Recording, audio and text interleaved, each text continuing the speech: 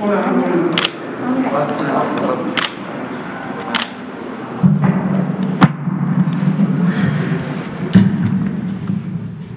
buenas noches. Son las 19:03 de este lunes 19 de abril de 2021. Estamos en el Palacio Nacional de México, en la Ciudad de México. Vamos a iniciar la conferencia de prensa diaria sobre COVID-19, la pandemia causada por el coronavirus SARS-CoV-2. Hoy vamos a presentar, como hacemos en otras ocasiones, el estado que guarda la epidemia en México. Vamos a hacer un señalamiento especial sobre 10 entidades federativas en donde el curso de la epidemia parece haber cambiado. Y lo hemos estado haciendo este llamado desde la semana antepasada. Hoy vamos a destacar 10 entidades federativas, 10 estados donde la epidemia parece estar cambiando de trayectoria, ya no está bajando, está empezando a subir. Y eso es lo que queremos dejar en claro. Cuando nos referimos hace algunas semanas, antes de la Semana Mayor, de la Semana Santa, a el riesgo de una tercera ola, nos referíamos a esta situación en la que después de 11 semanas en que la epidemia bajó, fue cada vez con menos casos, menos hospitalizaciones, menos personas enfermas, hoy vemos en estas 10 entidades federativas que ha cambiado la situación. Todavía no es muy importante el cambio en términos de la cantidad de personas que están enfermando, pero ciertamente en vez de reducirse está aumentando. Y esa es la advertencia que queremos hacer. Y enseguida comentaremos sobre la vacunación y cerraremos comentando sobre otra vacunación que hoy inicia y que tiene que ver con subsanar, corregir el rezago que desde hace algunos años existe en la vacunación contra sarampión. Vamos a dar eso. Doctora Lomía, por favor, si presenta la primera parte. Con mucho gusto, señor subsecretario. Muy buenas tardes con todas y con todos los presentes y una bienvenida también a todas las personas que esta noche nos están siguiendo en esta conferencia de prensa. Vamos a actualizar el comportamiento de la epidemia de la COVID-19 en México. Al día de hoy, 2.496.235 son los casos estimados acumulados que se tienen registrados en base al sistema informático, donde todas las entidades federativas notifican sus casos desde que son sospechosos y a través de los diferentes mecanismos de pruebas de laboratorio, dictaminación o clasificación, entonces empezamos a tener el número de personas que padecen la COVID-19. Como podemos ver, el día de hoy llamamos la atención porque ya desde ayer que abrimos la gráfica a la semana 14, pues bueno, las prácticamente 11 semanas continuas que teníamos con una tendencia descendente se ven ahora entre la semana 13 y 14 con un incremento que ya para el día de hoy es de un más 4%. Como bien comentaba hace un momento el subsecretario de Salud, pues este incremento todavía es menor, es digamos un incremento que inclusive está en el punto más bajo que habíamos tenido después del primer pico a finales del mes de julio. Vemos este punto aquí más bajo y bueno, pudiera representar situaciones similares a las que ya hemos visto en semanas previas, ¿sí? Por ejemplo, aquí hace un mes y medio tuvimos un comportamiento también ligeramente ascendente.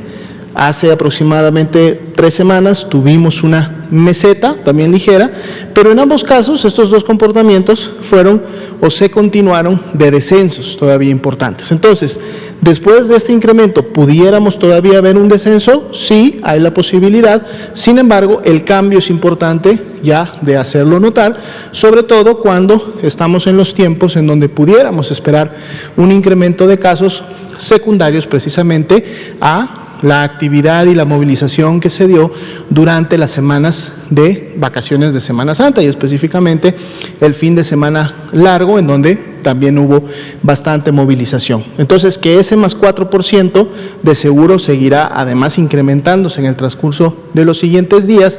Deberemos estar muy atentos al comportamiento de la semana 15, que es la semana que sigue, para ver si esta también empieza a materializar o continuar el ascenso o pudiera representar una nueva disminución. Y es lo que vamos a revisar más adelante en relación a las entidades federativas. Recordemos que esto, lo que estamos viendo es una media del comportamiento nacional, porque de que la línea o la tendencia sube o baje es prácticamente la sumatoria y la media de lo que está ocurriendo en cada una de las 32 entidades federativas. Entonces, si tenemos un comportamiento de más 4% en la curva nacional, quiere decir que hay entidades que tienen incremento y que por lo tanto están contribuyendo a este aumento nacional de 4%, pero entonces también tenemos obviamente entidades que continúan con una tendencia descendente o con algún comportamiento de meseta y por eso no dejan que la curva nacional se incremente todavía de manera importante.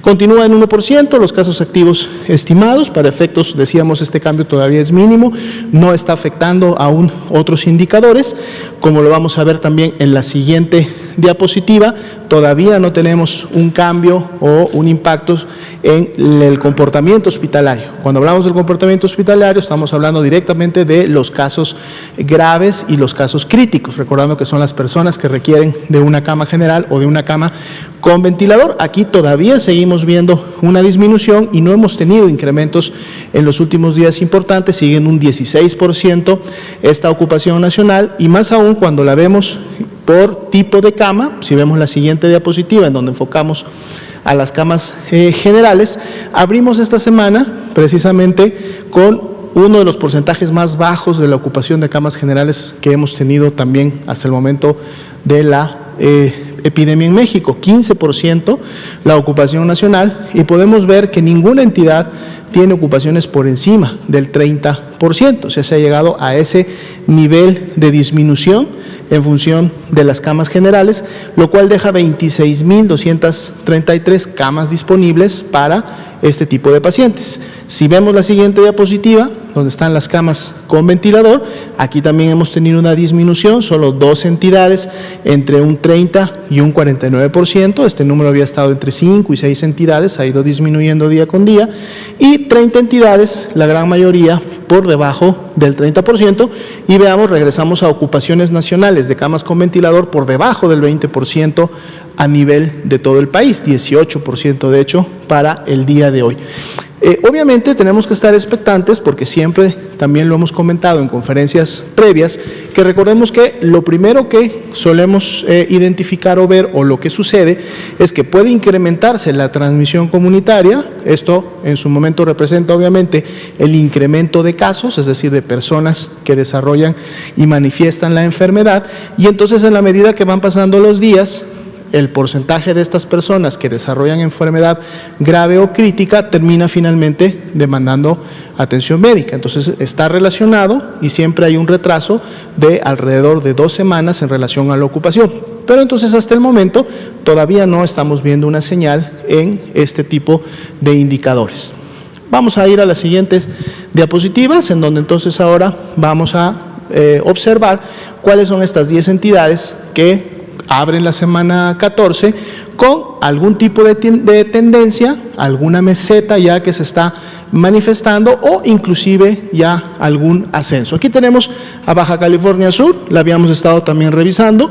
Veamos que básicamente las últimas 5 semanas ha sido un comportamiento, digamos, ondulante, lo cual podría traducirse en una meseta para ese periodo, pero vemos cómo de la semana 13 a la semana 14 hay un incremento importante, y recordemos que la semana 14 está abriendo, lo que quiere decir que ese punto que tenemos en la semana 14, el último punto, en la medida que vaya pasando los días de la semana, de seguro va a estar incrementándose. Entonces, por eso la gráfica que en su momento representa a Baja California Sur con un riesgo de mantener esta tendencia ascendente. No vemos un impacto todavía, felizmente, en las defunciones, que es otro de los indicadores que una vez que se empiezan a incrementar las hospitalizaciones, también 1 a 2 semanas después empezamos a ver un impacto también, un incremento normalmente en defunciones, recordando que COVID-19 por sus complicaciones, lamentablemente hay personas, sobre todo con factores de riesgo, que pueden fallecer.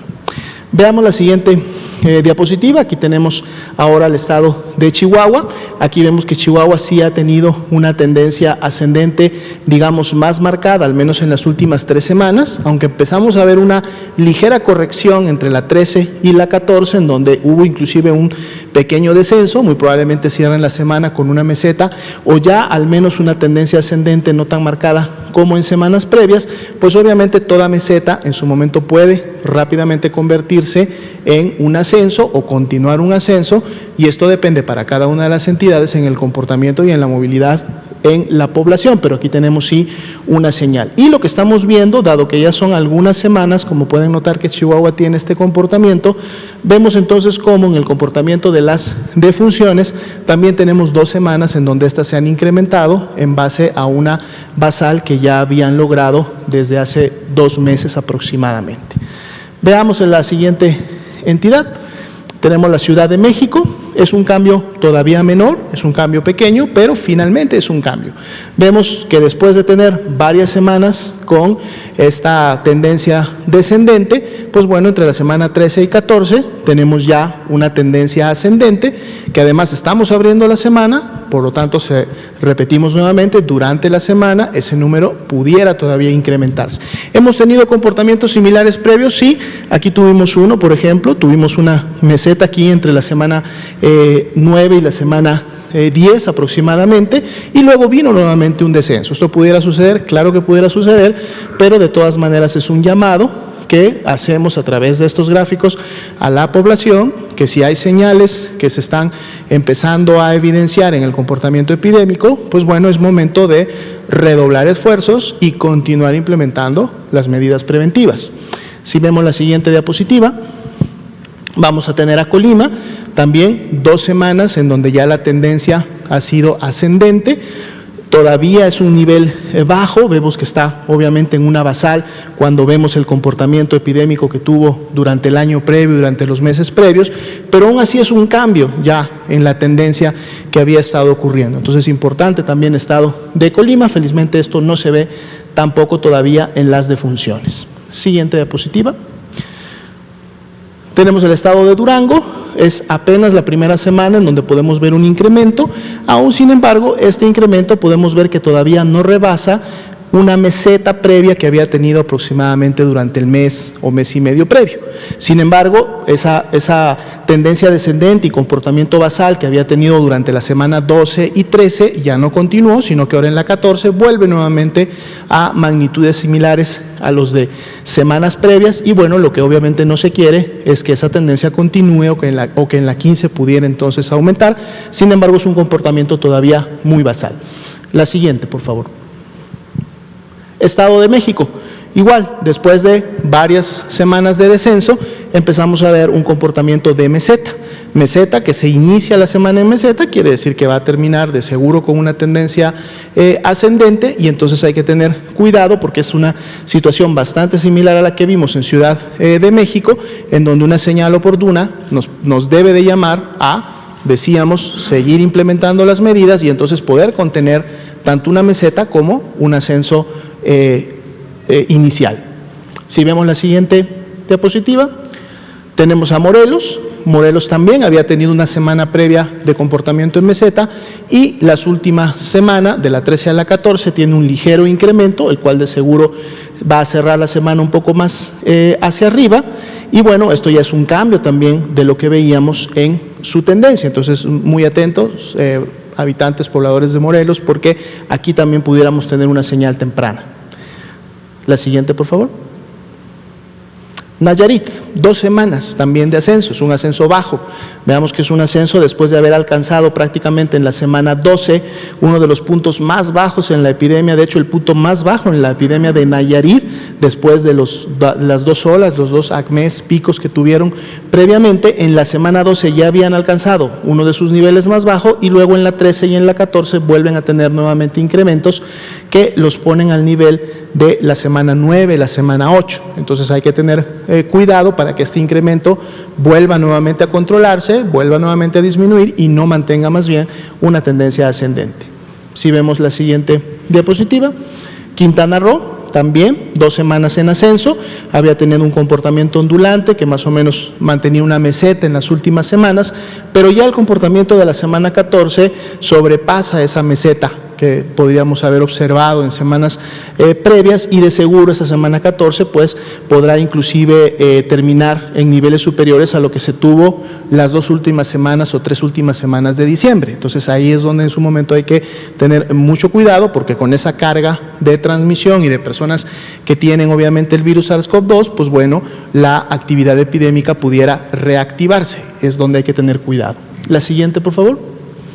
Y finalmente, el estado de Tlaxcala, también un comportamiento más bien ondulante que podría traducirse en una meseta baja en función del pico o acme que acababan de tener a fines y principios de este año, pero entonces sí vemos como 2 semanas continuas nuevamente vuelven a tener intensidad y comportamiento epidémico similar a la semana 11, y también entonces el llamado a Tlaxcala. Y con esto cerrando esta ronda de diapositivas, el llamado a estas 10 entidades federativas que, al estar viendo estas señales que pudieran ya representar un cambio en su tendencia, pudieran ser potenciales puntos de inflexión en donde podemos empezar a ver más bien un crecimiento en relación a su comportamiento epidémico, a redoblar esfuerzos. No vamos a cansar de decirlo, redoblar esfuerzos. Si hasta este momento y desde que inició el año pudimos tener un control en cada una de esas entidades, y obviamente las otras 22 que todavía mantienen un control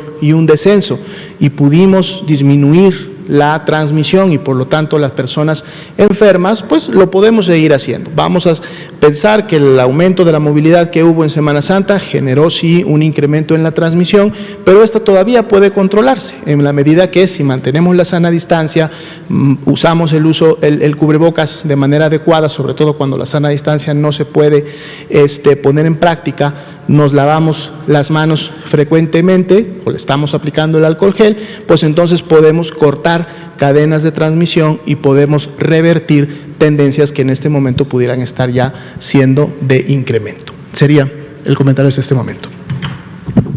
Gracias, doctora Lomía.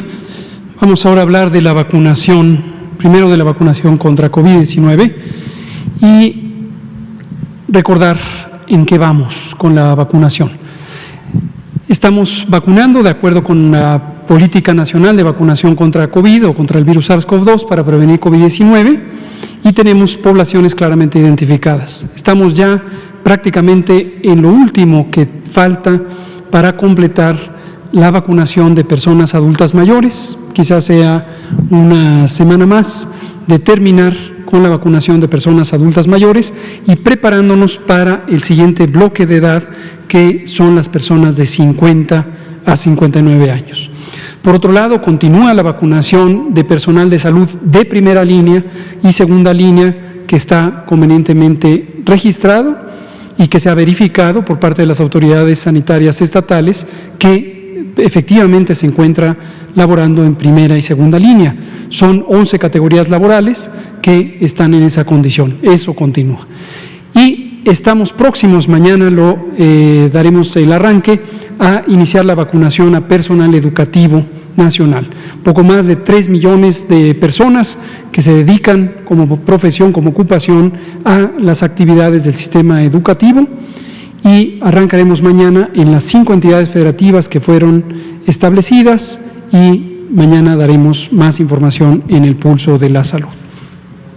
Hoy vacunamos hasta el corte de ayer a las 11 de la noche. Recuerden que ya damos la información completa del día previo, 127.244 dosis de las distintas vacunas contra COVID. La siguiente. En forma acumulativa son 14.368.074 vacunas que se han aplicado. La siguiente, y lo vemos desglosado precisamente por estas 3 poblaciones que están en proceso de vacunación. Aquí vemos a las personas trabajadoras del sistema de salud, tanto público como privado, las personas del sistema educativo hasta esta fecha solamente en Campeche.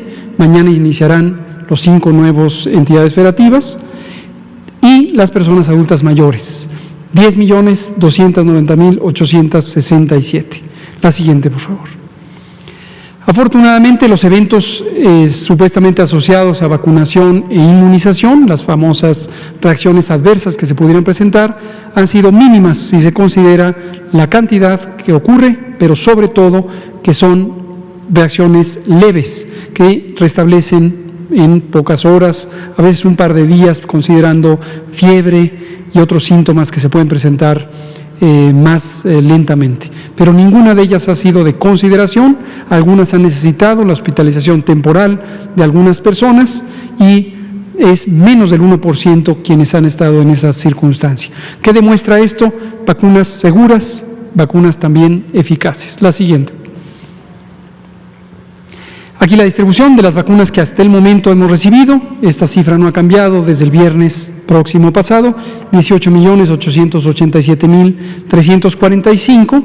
Y aquí en la siguiente les presentamos el calendario para la semana, el calendario de llegadas de las vacunas o liberación de las vacunas que se envasan en México. Pfizer-BioNTech llegará el miércoles con 487.500 y el jueves un embarque adicional 374.400 para una suma de 861.900 dosis de vacuna. AstraZeneca llegará, lo que estaba pendiente del complemento, 1.075.200 y serán distribuidas también a lo largo de la semana, llegarán el miércoles. De CanSino no tenemos programado para esta semana. Sputnik V, la vacuna rusa del Instituto Gamaleya, 200.000 dosis de vacuna. Estas complementan a las 500.000 que ya se pusieron. Esta es la segunda dosis. Todas aquellas personas que les tocó vacuna Sputnik V, sepan que este miércoles llega ya la segunda dosis, primer embarque 200.000 y la próxima semana, muy probablemente el martes 26, otras 300.000 para completar durante abril las 500.000 segundas dosis de la vacuna Sputnik V. Finalmente, Sinovac, una de las 2 vacunas chinas que estamos utilizando, 500.000 dosis llegarán el próximo sábado 24 de abril. Esto suma 2.637.100 dosis de vacuna y es más o menos, como habrán apreciado, el ritmo de abastecimiento semanal que estamos teniendo de las distintas compañías. La semana previa fueron 2.487.000 dosis, casi 2.500.000, ahora son 2.637.100 dosis para esta semana. Hasta aquí, vacunación COVID. Marco el alto para comentar ahora sobre otro elemento de vacunación que inició hoy. Como todos y todas ustedes saben, los programas de salud pública atienden a múltiples enfermedades, a múltiples situaciones de prevención. Seguimos atendiendo la epidemia, seguimos avanzando en la vacunación contra COVID, pero tenemos que seguir avanzando en el resto del esquema nacional de vacunación. Y ahora me voy a referir a sarampión. Y antes de presentar un par de imágenes, quiero comentar el contexto. Sarampión es una enfermedad infecciosa causada por un virus. Es una de las enfermedades infecciosas más contagiosas de la humanidad. Se transmite de persona a persona, también por vía respiratoria, igual que COVID-19, y es una enfermedad que está lejos de ser eliminada, desafortunadamente. Digo desafortunadamente porque es una de las enfermedades que sería un excelente candidato a ser eliminada, potencialmente erradicada. Erradicación en epidemiología quiere decir eliminación de todo el planeta, que no haya en el planeta una sola persona con la enfermedad. Esta sigue siendo una aspiración y hasta el momento la única enfermedad humana infecciosa que ha sido erradicada fue la viruela.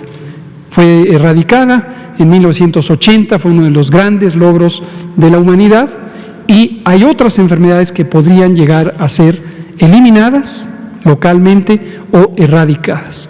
En México habíamos logrado que desde 2010 no tuviéramos transmisión sostenida de sarampión. Desafortunadamente, alrededor de mitad de la siguiente década, hubo brotes de sarampión en América del Sur, justo cuando la Organización Mundial y Panamericana de la Salud se aprestaban a certificar la eliminación en todo el continente, pero hubo una reemergencia. En otras regiones del mundo, en particular Europa occidental, pero también Europa oriental, múltiples países tienen transmisión sostenida de sarampión. Todo el tiempo, en particular en la primavera, hay casos de sarampión. Y mientras exista sarampión en alguna parte del mundo, puede haber sarampión en otras partes del mundo. En África también tenemos enormes rezagos, sistemas de salud poco robustos en muchos países y también una enorme desigualdad de distribución de la riqueza mundial que desfavorece a África, desfavorece a varios países asiáticos. Todo ese es el contexto. En el caso mexicano, hemos tenido un programa de vacunación universal que fue establecido en 1972 y ha sido motivo de orgullo de la salud pública de México. Se han logrado muchas cosas buenas en prevención de enfermedades que se pueden prevenir por vacunación.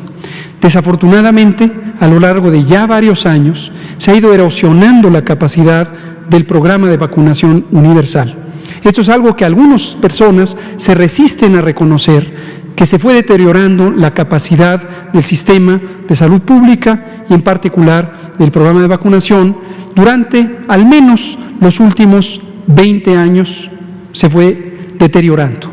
No se invirtió en las cámaras y la red de refrigeración, la famosa red fría, no se contrató más personal a pesar de que siguió creciendo la población, se empezó a ampliar la cantidad de vacunas que se ponían, de tipos de vacuna, sin considerar la inversión sostenida para tener personal, instalaciones, equipos para el funcionamiento de este programa. Y empezó a deteriorarse la cobertura, llamamos cobertura a qué porcentaje de la población que debe ser protegida por vacunas está realmente protegida. Finalmente, sarampión, por ser una de las enfermedades más transmisibles, se necesita tener una altísima cobertura de vacunación para evitar la reemergencia, que haya brotes o que se mantengan los brotes. Arriba del 95% de la población debe tener inmunidad contra el sarampión. Dado que en México los grandes brotes de sarampión desaparecieron durante los años 90 del siglo XX y lo que llevamos hasta ahora del siglo XXI, ya la probabilidad de tener inmunidad por haber padecido sarampión es sumamente baja. Muy pocas personas podrían tener esa situación. La protección viene de la vacuna. Pero si no se pone la vacuna, si no llega la vacuna, entonces se deteriora la inmunidad poblacional y hay riesgo de que reemerja. Y tal es la situación que ocurrió en 2020. Tuvimos transmisión amplia de sarampión. En 2019 tuvimos 20 casos de sarampión. Siempre los países, aun cuando ya hayan eliminado el sarampión, pueden tener casos importados de sarampión, pero generalmente no hay transmisión sostenida. En 2020 tuvimos casi 200 casos en un brote o varias cadenas de transmisión en el país. Y esto lo que revela es que se ha deteriorado por varios años ya, en particular, y lo tenemos bien identificado, de 2015 en adelante. 2015, 2016, 2017, 2018 no se cumplieron las metas de vacunación contra sarampión. Esto seguramente lo recordarán, desde que entramos a esta administración lo alertamos al público para que supiera lo que había ocurrido de 2015 a 2018. Entonces necesitamos hacer un esfuerzo adicional por recuperar la cobertura de vacunación, de protección contra el sarampión. Y eso es exactamente lo que vamos a hacer. Si me pasa las siguientes dos imágenes. Primero es este anuncio: protégelos del sarampión y de la rubeola. La rubeola es otra enfermedad también infecciosa, transmitida de humano a humano por las mismas vías y causada por otro virus, los virus de la rubeola. La vacuna es la misma: vacuna sarampión-rubeola o vacuna sarampión-rubeola parotiditis. La parotiditis es las famosas paperas. Vamos a estar vacunando en particular niños de 1 a 4 años, vamos a una recuperación de coberturas vacunales hasta los 9 años de edad, pero de arranque vamos a estar atendiendo niños de 1 a 4 años, entonces si tu hija, hijo, pariente, vecina, amiga, tiene una persona, un niño, niña de 1 a 4 años, llévalo al centro de salud. Vamos a ver cuándo, la siguiente por favor. Este es el esquema de lo que vamos a estar trabajando. Del 19 de abril y hasta el 25 de junio, es una jornada larga, es una campaña larga, vamos a estar vacunando para prevenir el sarampión y la rubiola en niñas y niños de 1 a 9 años. Hay dos componentes, uno es una campaña de seguimiento, esto quiere decir que a niñas y niños de 1 a 4 años de edad se va a aplicar una vacunación indiscriminada, se sepa o no que tienen historia previa de vacunación, es mejor que se les ponga. Y por eso vamos a utilizar una cifra de 8.6 millones de dosis. La vacuna contra el sarampión habitualmente se pone al año de vida y hay un refuerzo a los 6 años de vida, cuando se entra a la primaria. Esa es la rutina. Pero esta es una campaña intensiva de recuperación de cobertura. Y hay una actividad que se llama actividad de puesta al día, en donde vamos a utilizar la vacuna sarampión, rubiola, parotiditis en niñas y niños desde 1 hasta 9 años para los esquemas de arranque. 3.9 millones de dosis. Es para el esquema de arranque y esto es de manera indiscriminada de 1 a 4. También vamos a estar poniendo la vacuna hexavalente en niñas y niños de 2 a 59 meses, es decir, hasta los 4 años, y en forma opcional cualquier otra vacuna del esquema que la persona, la familia, sepa que le falta a la niña y al niño. Vamos a estar anunciando esto, pero por favor, que tenemos un video sobre esta campaña, vamos a verlo y de aquí vamos a estar insistiendo en esto hasta junio de este año. Por favor.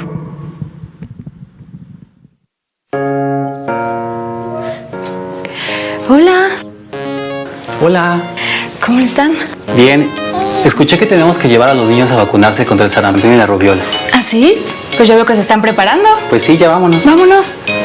Todas las niñas y niños de 1 a 4 años de edad recibirán una dosis adicional de vacuna para protegerlos contra el sarampión y la rubiola. Llévalos con su cartilla nacional a tu unidad de salud más cercana. Por su salud, vacúnalos.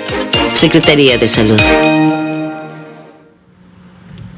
Entonces vamos a estar intercalando esta información, pero les pedimos a usted que está en su casa, corra la voz. Desde hoy, 19 de abril, y hasta mitad de junio, hasta el 25 de junio, vamos a estar vacunando contra el sarampión niñas y niños de 1 a 4 años. Y les pedimos a ustedes, comunicadoras, comunicadores, ayúdenos a difundir esta información. Vamos a empezar con ustedes, usted y usted. Gracias. Buenas noches, doctor Gatell. Mónica Barrera, de Grupo ASIR. Oiga, aunque el viernes le pusimos mucha atención, siempre lo seguimos, el viernes usted aclaró que en esta vacunación para los profesores en todos los niveles educativos, excepto las escuelas que no estén bajo el reconocimiento de validez oficial de estudios, el REBOE, usted lo explicó ampliamente. Sin embargo, han llegado algunas preguntas a nuestra redacción solamente para precisar algunos puntos. Por ejemplo, ¿qué pasará con las escuelas incorporadas a la UNAM? ¿Los maestros serán vacunados o no? Por ejemplo, en la Prepa 2 se tiene una secundaria, en este caso los maestros serán vacunados. ¿Qué pasará con los maestros de universidades como la UNAM, el POLI, el TEC de Monterrey, la NAHUAC, la Universidad del Valle de México? ¿Están contemplados en este plan de vacunación o también van a tener que esperar? Y bueno, finalmente, ¿cuándo estarán todas las escuelas vacunadas en los profesores y el personal? Y regresando a la normalidad, ¿podría ser hasta agosto, como dijo la jefa de gobierno? Gracias. Qué amable, muchas gracias. Esto es muy importante que quede claro y gracias por traerlo a las preguntas. En el sistema educativo existen múltiples niveles y también múltiples subsistemas educativos. Es muy complejo la arquitectura del sistema educativo nacional.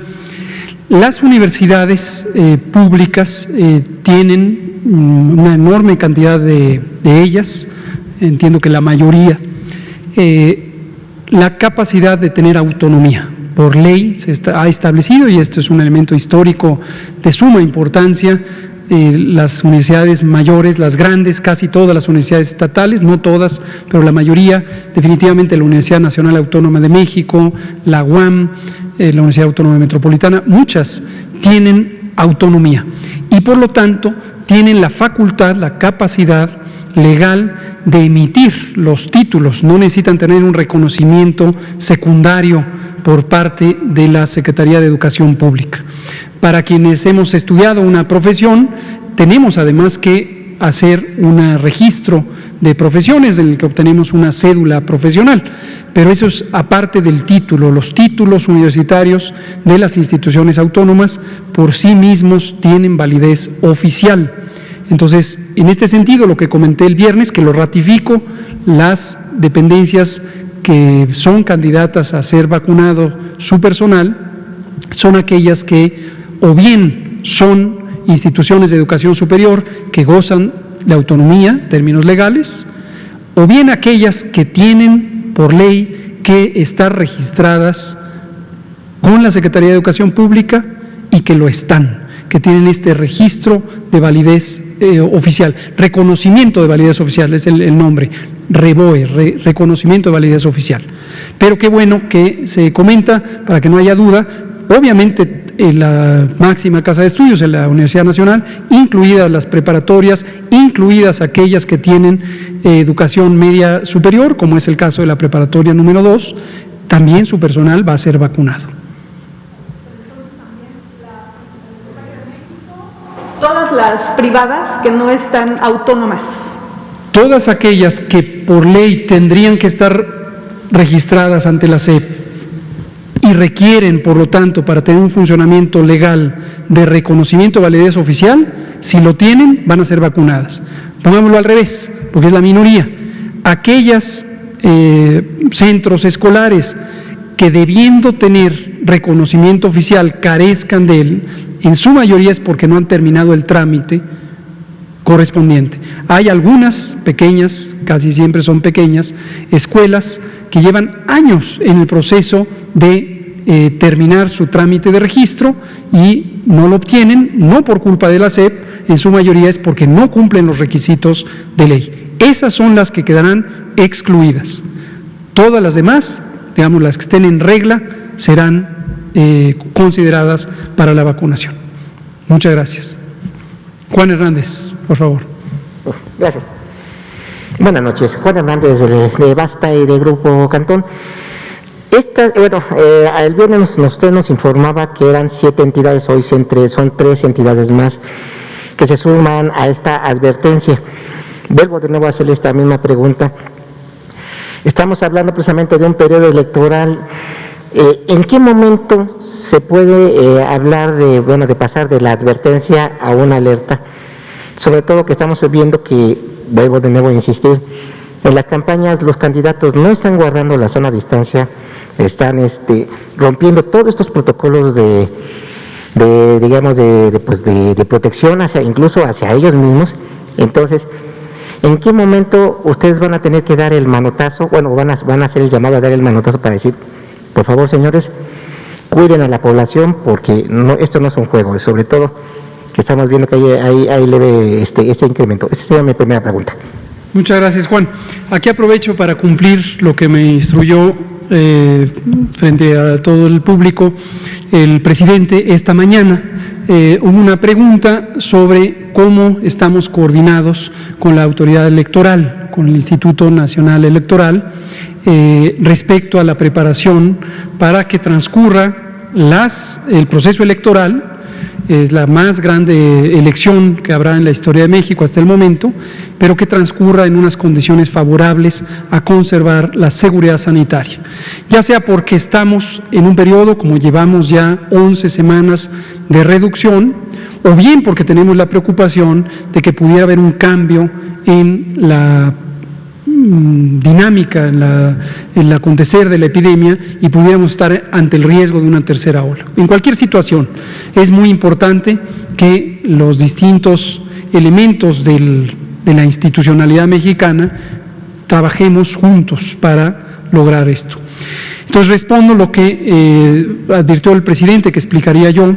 Tenemos básicamente dos esquemas de colaboración y de entendimiento con el INE. El primero lo ensayamos ya con éxito el año pasado, en 2020, cuando hubo elecciones en Hidalgo y en Coahuila.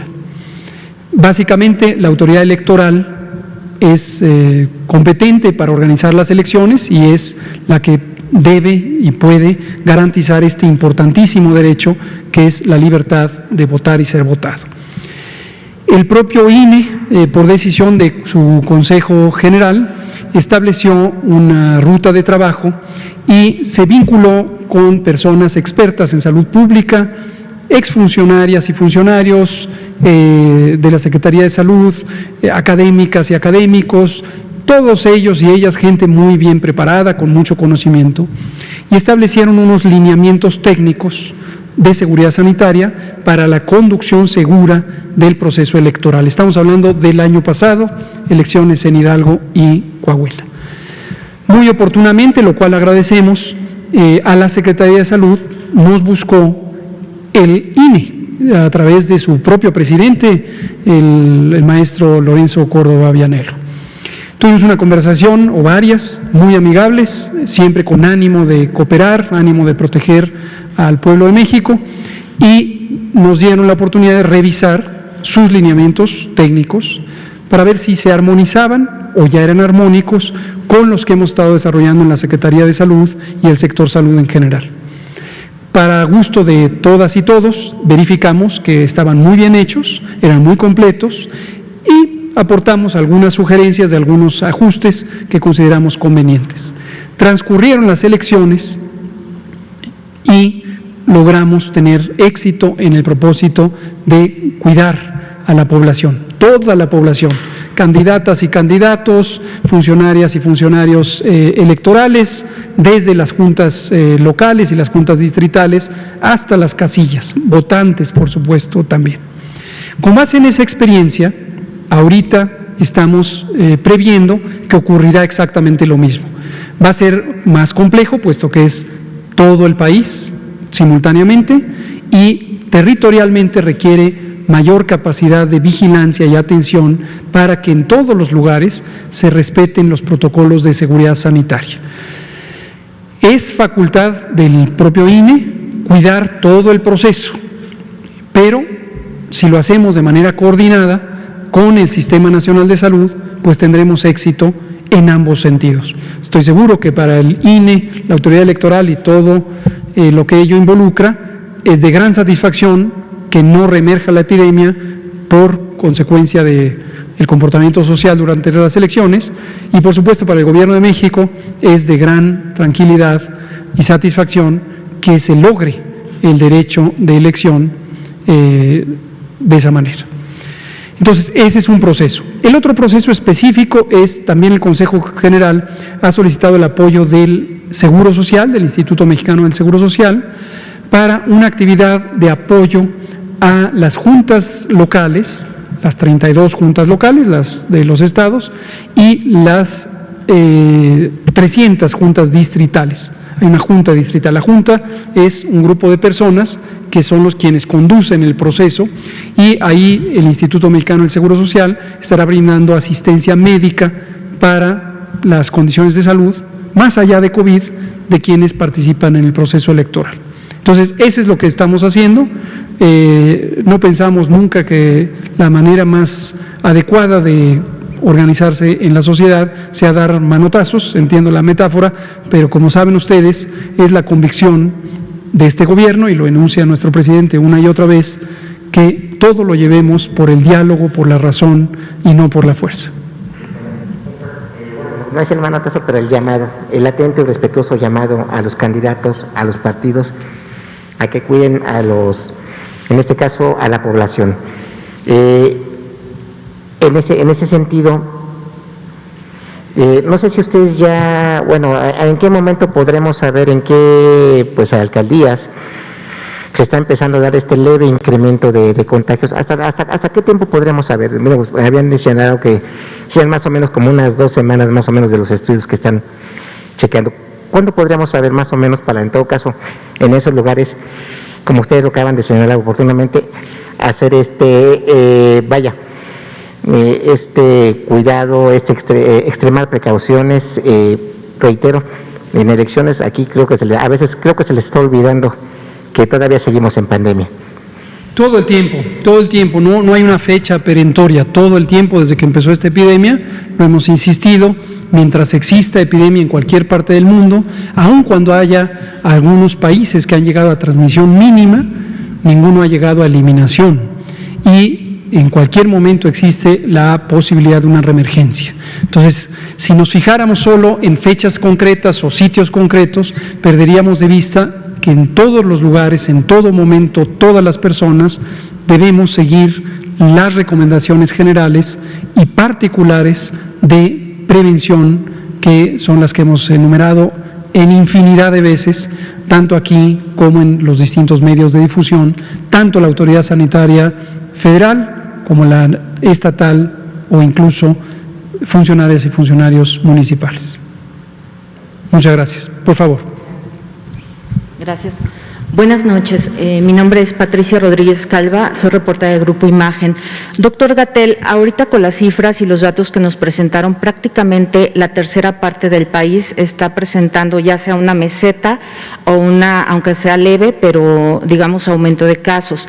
¿Qué indicadores tendría que tener la Secretaría de Salud o no sé si un número determinado de entidades ya con tendencia ascendente para que se pudiera hablar ya de una tercera ola de COVID-19? Es la primera pregunta y ahorita le hago otra sobre sarampión. Gracias. Mucho gusto. Le pido al doctor Alumía si puede comentar sobre esto. Claro, con mucho gusto.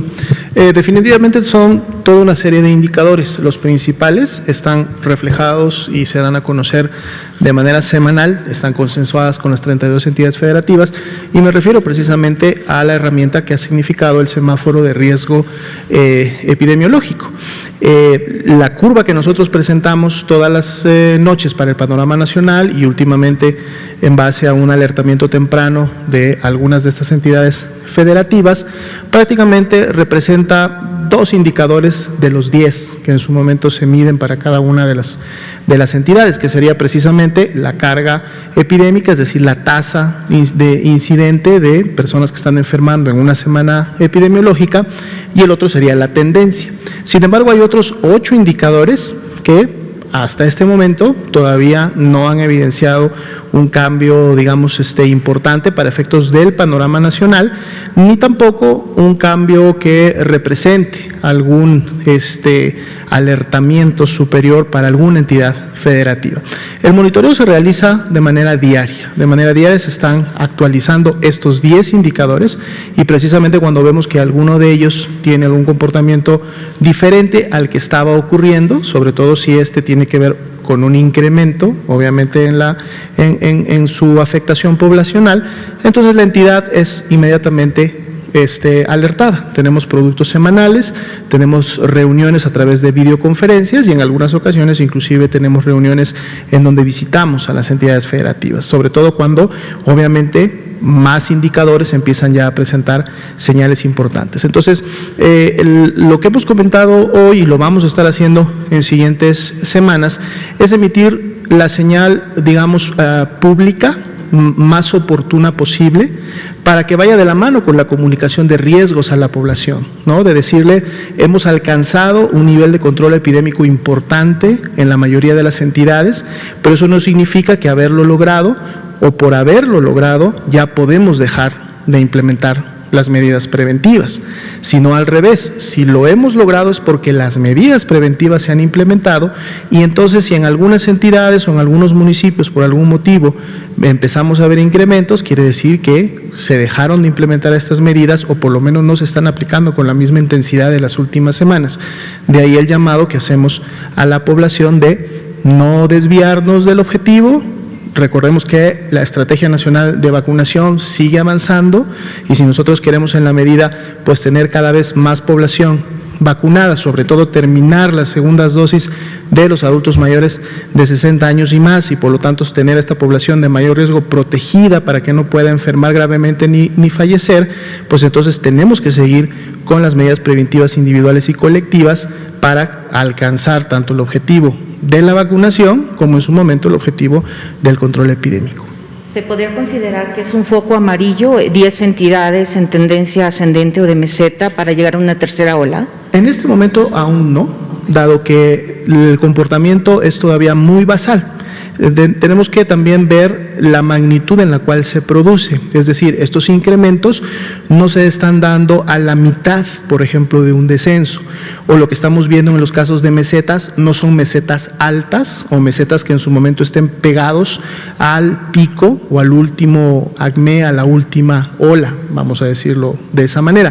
Son mesetas y son incrementos que se dan en un nivel muy basal, o sea, después de haber logrado un descenso y un control sumamente importante. Por lo mismo, para que eso empiece a representar afectación poblacional y obviamente ya lo que podría considerarse como el comportamiento de un rebrote o de una tercera ola, tendríamos todavía que ver incrementos mayores en la magnitud. Esos todavía no los tenemos, pero obviamente el riesgo está ahí y por eso el llamado a la población. Gracias. Con respecto a la campaña nacional de sarampión que inicia este día, se consideran vacunar de edad grupos de 1 a 9 años, pero usted hablaba del rezago que hubo en vacunación a partir del año 2015. Sobre todo, no se alcanzaron las metas, señaló usted. ¿Qué pasará en el caso donde familias ahora sí quieran vacunar a sus hijos y no lo hayan hecho dentro de estos rangos de edad? Eso es. O también casos de adultos que no en su tiempo no se vacunaron contra sarampión, que fue lo que detonó la reemergencia por sarampión que sucedió en 2020. Podrán acudir a vacunarse ahora, pero ¿qué requisitos necesitarán para cuando lleguen a un módulo de vacunación si los vacunen por estar fuera del rango de edad? Gracias, doctor. Muchas gracias. Esta pregunta es importantísima. Efectivamente, lo que nos muestra el estudio del brote o los varios brotes conglomerados de sarampión en México en 2020 es justo la época en la que se perdió la capacidad del sistema de vacunación. Por eso lo hemos enfatizado. La gente, a veces algunas personas se confundieron pensando, es que no se vacunó en 2019 y por eso tenemos un brote en 2020. No, falso, porque la edad de las personas que estuvieron afectadas por el brote es 10 años, 12 años, 13 años, 15 años, efectivamente hasta 20 años. Fueron particularmente adolescentes y adultos, algunos adolescentes jóvenes o preadolescentes, lo que corresponde que se debieron haber vacunado en el sexenio pasado o en el sexenio antepasado. Y una vez aquí en la conferencia presentamos un análisis muy detallado del brote que hizo el equipo del doctor Alomía, la doctora Santa Ceballos, lo podríamos volver a presentar con mucho gusto. Entonces, en un momento dado sí puede haber personas adolescentes, personas adultas jóvenes que les falta la vacunación contra sarampión y podrían necesitar ser vacunadas. De momento no está considerado en esta campaña que eso ocurra, pero de acuerdo a los mapeos que tenemos de cobertura vacunal, si se redujera en un momento dado la proporción, el porcentaje de falta de vacuna en esas edades, tendríamos que hacer una campaña semejante. Esto se ha hecho en el pasado, en 2010, por ejemplo, se hizo una campaña de vacunación contra rubiola dirigida a mujeres en edad reproductiva con el propósito de prevenir la rubiola congénita. Se vacuna a las mujeres en edad reproductiva para que no les dé rubiola cuando están embarazadas y por lo tanto sus hijos, hijas en formación no padezcan esta enfermedad.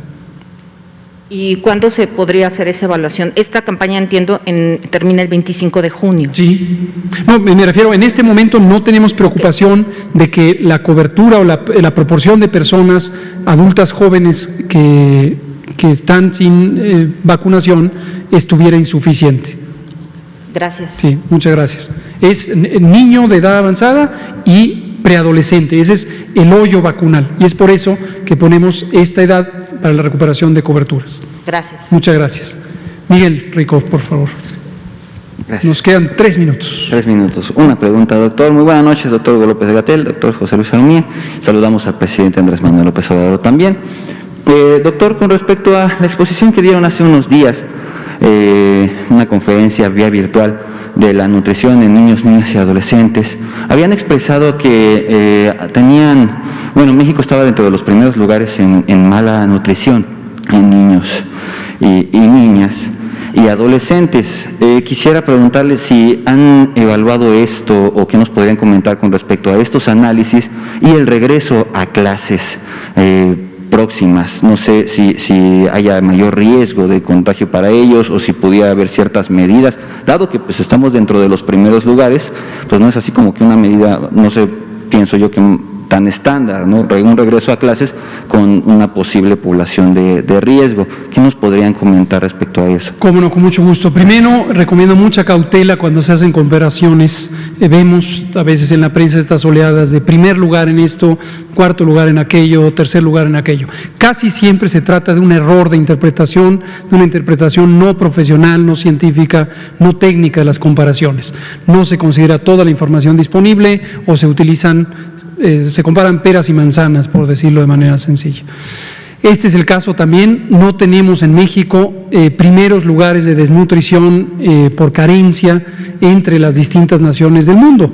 Muy tristemente existen zonas del mundo donde la desnutrición es mucho mayor que en México, por la misma razón, una injusta distribución de la riqueza entre países y al interior de los países. En México tenemos una desigualdad social pavorosa, producto de este modelo económico que ha ido concentrando la riqueza en muy pocas manos y ha dejado desprotegida a la gran mayoría de la población, pero afortunadamente no tenemos ya un rezago de carencia. Seguimos teniéndolo, pero no es el problema nutricional principal de la infancia mexicana. Lo que sí es el problema principal de la infancia mexicana es la desnutrición por mala calidad y exceso. Y es lo que hemos dicho una y otra vez, y seguiremos diciendo. Somos el primer lugar mundial, aquí sí, de sobrepeso y obesidad infantil y juvenil. Y la razón de esto es fundamentalmente la mala alimentación, cosa que no es culpa de las familias y mucho menos de las personas adolescentes y niñas y niños.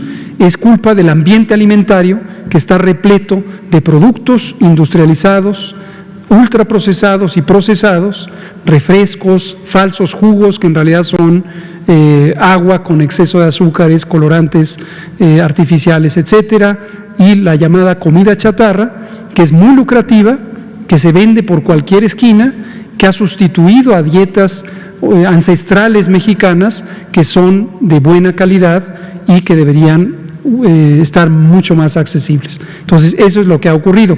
Con respecto a eso, la secretaria de Educación Pública, la maestra Delfina Gómez, tiene muy claro que una de las prioridades en esta alianza entre el sector salud y el sector educativo es trabajar por lograr ambientes escolares saludables en múltiples aspectos, y uno de ellos es que no exista este acceso tan prolífico que hay a estos productos chatarra y bebidas chatarra que han dañado tanto a la niñez, la adolescencia y la adultez mexicana.